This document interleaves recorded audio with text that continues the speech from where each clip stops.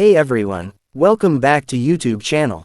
Today, I'm unboxing and reviewing nickel coin rolls straight from the bank, a real treat for all the coin enthusiasts out there.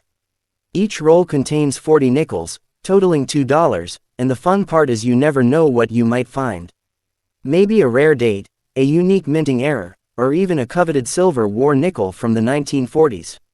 As I open the first roll and spill the coins onto the table, I immediately notice a mix of older and newer coins.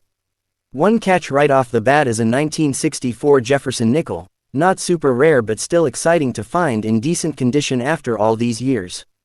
I'll be carefully examining these coins for any minting errors or interesting details that might add value or tell a unique story. Bank rolls are a bit of a gamble, but they're a great way to hunt for hidden gems without breaking the bank. So far, it's already looking promising. Stick around for part 2, where I'll continue sorting through these rolls and share any special finds or interesting facts about the coins. After sorting through the first few rolls, I found a few interesting coins.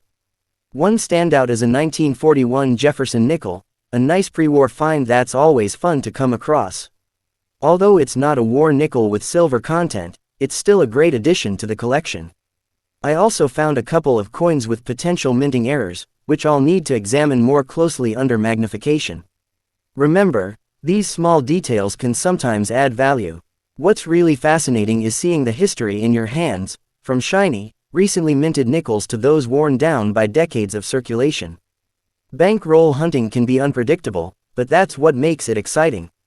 Let me know in the comments if you've found any rare nickels lately, and don't forget to like and subscribe for more coin collecting content.